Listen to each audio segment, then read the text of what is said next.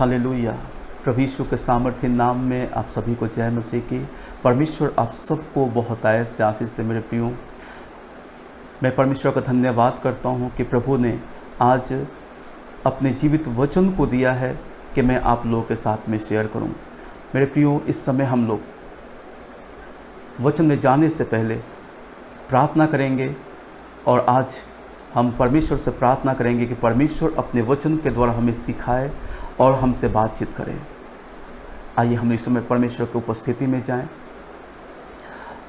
सामर्थी पिता परमेश्वर, इस समय आपके पवित्र चरणों में आते हैं प्रभु। आपका धन्यवाद करते हैं प्रभु। सचमुच पिता परमेश्वर, आप महान परमेश्वर हैं। आप अपने जीवित वचन के द्वारा बातचीत करते हैं प्रभु। प्यारे पिता परमेश्वर, इस समय जितने आपके प्रिय जन प्रभु आपके वचन को सुनेंगे प्रभु, आज आपका वचन आपके लोगों से बोले और बातचीत करे। आज प्रभु आपके लोग आपके जीवित वचन के द्वारा हाँ प्रभु आशीषित होने पाएँ और आज अपने जीवन को आपके वचन के द्वारा तैयार करें। सारी आदर और महिमा आपको देते हुए इस प्रार्थना को प्रभु यीशु के सामर्थ्य नाम से मांगते हैं। आमीन, आमीन, आमीन। हालेलुया। मेरे प्रियो, आज का विषय है माफ़ी। परमेश्वर के वचन का आज का वचन का विषय है माफ़ी। मेरे प्रियो, जब मैं वचन को पढ़ रहा था तो परमेश्वर मुझसे बातचीत कर रहे थे और मैं परमेश्वर की उस किए जाने वाले बात को मैं आज आपके सामने रखना चाहता हूँ। जी हाँ मेरे प्रियो, माफ़ करना और माफ़ी मांगना एक साधारण व्यक्ति के वश की बात नहीं है।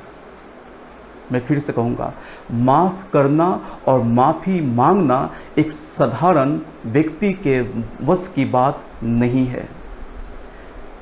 माफ़ वही करता है जिसके अंदर परमेश्वर का आत्मा काम करता है। मेरे प्रियो, इस संसार में हम बहुत सारे लोगों को देखते हैं, वो कितना भी गलती कर लें, कितना भी पाप कर लें, कितनी भी बुराइयां कर लें, लेकिन वो ना तो माफ़ करते हैं और ना माफ़ी मांगते हैं, क्योंकि उनके पास वो आत्मा नहीं है। माफ़ करने वाला आत्मा, माफ़ी मांगने वाला आत्मा उनके पास नहीं दिया गया है। ये तो सिर्फ प्रभु यीशु मसीह के द्वारा हम जितने उन पे विश्वास करते हैं मसीहियों को दिया गया है। और आज मैं मसीही भाई बहनों के लिए बातचीत करना चाहता हूं कि आज बहुत सारे मसीही भाई बहन हैं जो एक अविश्वासी का जीवन को व्यतीत कर रहे हैं, सांसारिक लोगों के जैसा जीवन को व्यतीत कर रहे हैं। आज बहुत सारे मसीहियों में भी परमेश्वर का आत्मा कार्य नहीं कर रहा है। वो कितनी भी गलती कर देते हैं, कितनी बुराइयां कर देते हैं, लेकिन ना तो वो माफ़ करते हैं और ना माफ़ी मांगते हैं, क्योंकि उनके पास एक ईगो है और वो ईगो परमेश्वर की उपस्थिति से उनको दूर लेके चला गया है। ना तो वो माफ़ करते हैं और ना माफ़ी मांगते हैं। क्या पवित्र आत्मा आपके अंदर काम कर रहा है? मैं उन हर एक मसीहियों से मैं बातचीत कर रहा हूं जितनों के अंदर इस तरह की बातें हैं, जितनों के अंदर इस तरह की बातें हैं कि उनमें मसीहियों से बातचीत कर रहा हूं। क्या आपने माफ़ किया है? दूसरों के गलतियों को आपने माफ़ किया? क्या आपने जो गलती किया, आपने जो अपराध किया, क्या आपने उसके लिए माफ़ी मांगा? तो फिर किसका आत्मा काम कर रहा है? शैतान का आत्मा काम कर रहा है संसारिक लोगों के जैसा, या परमेश्वर का आत्मा काम कर रहा है? अगर परमेश्वर का आत्मा, पवित्र आत्मा आपके अंदर काम करेंगे तो आप लोगों को माफ़ करना सीख जाएंगे। पवित्र आत्मा ही आपको माफ़ करना सिखाएंगे। मेरे प्रियो, बाइबल बताती है, मत्ती का पुस्तक 6 अध्याय 6 के 15 में लिखा है, यदि तुम मनुष्यों के अपराध क्षमा ना करोगे तो तुम्हारा पिता भी तुम्हारे अपराध क्षमा ना करेगा। बाइबल बताती है, यदि हम दूसरों के अपराध क्षमा नहीं करते हैं, हमारी भी क्षमा नहीं होती है। और आप सोचिए इस बात को, जब हमारी क्षमा होगी ही नहीं तो क्या हम परमेश्वर के राज्य में प्रवेश करने पाएंगे? माफ़ करना और माफ़ी मांगना हम मसीहियों के जीवन में ये टैलेंट होना चाहिए, ये गुण होना चाहिए, ये हमारे परमेश्वर का स्वभाव है। माफ़ करना हमारे परमेश्वर का स्वभाव है। और परमेश्वर हमें, जब हम पाप करते हैं, हम बुराई करते हैं, गलती करते हैं, तो जो पवित्र आत्मा हमें दिए गए हैं परमेश्वर की ओर से, वो पवित्र आत्मा हमको माफ़ी मांगना भी सिखाते हैं। एक वचन है मत्ती का पुस्तक 5 अध्याय उसका 23 और 24 वचन को पढ़ूंगा मैं। इसलिए यदि तुम अपनी भेंट वेदी पर लाए और वहाँ तो स्मरण करे कि मेरे भाई के मन में मेरी ओर से कुछ विरोध है, तो अपनी भेंट वहीं वेदी के सामने छोड़ दे और जाकर पहले अपने भाई से मेल मिलाप कर, तब आकर अपनी भेंट चढ़ा।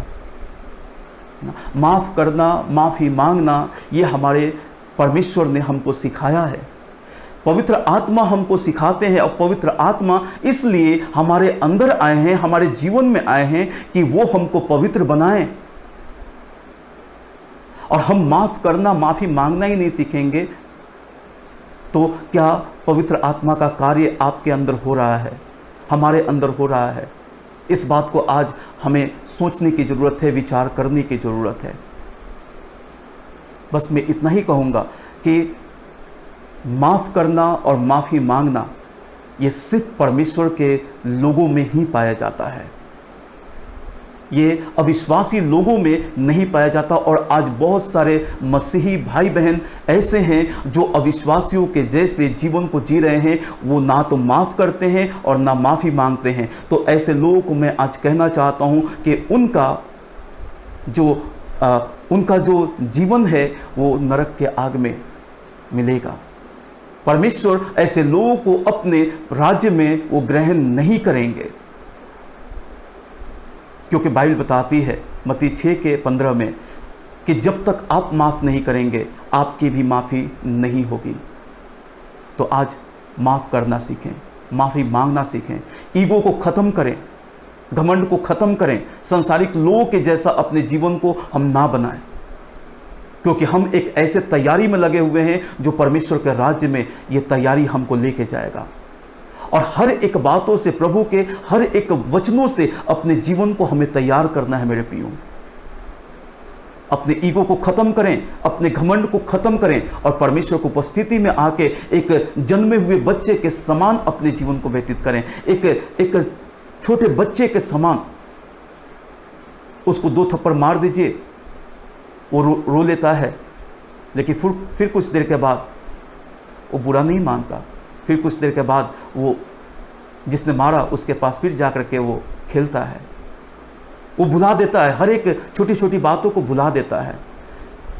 आज आपको और हमको भी हर एक कमियों को, हर एक छोटी छोटी बातों को भुला देना है, अपने भाइयों के गलतियों को माफ़ करना है। और यदि आपसे गलती हो जाता है तो आप भी अपने भाइयों से, अपने बहनों से आप माफ़ी मांगिए। बस मैं यही कहना चाहता हूँ। परमेश्वर आप सभी को बहुत आयत से आशीष दे। सभी लोगों को जय मसीह की।